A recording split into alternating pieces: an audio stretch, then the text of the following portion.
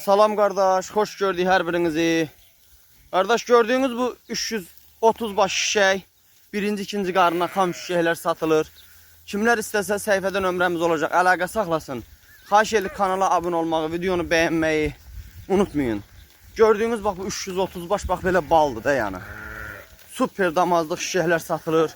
Kimler istəsə səhifədə nömrəmiz var. Hamısı da xam şişək 1, 2, 3-cü qarına şişəklərdir. 330 baş heyvandır. Komda satılır hissədə. Kim istəsə əlaqə saxlasın. Kanala abunə olmağı, videonu bəyənməyi unutmayın. Xahiş edirik. Gördüğünüz hər bir tərəfli çəkirəm. Heyvan super damazlıq şişəklərdir. Kimlər istəsə əlaqə saxlasın gözəl qardaş. Super, Allah bərəkət versin. Allah alana da satana da çox xeyir versin. Heyvan super heyvandır. Buna bax, hamısı xam şişəkdir. Özə dəvə qulaq. Kimlər istəsə əlaqə saxlaya bilər dostlar.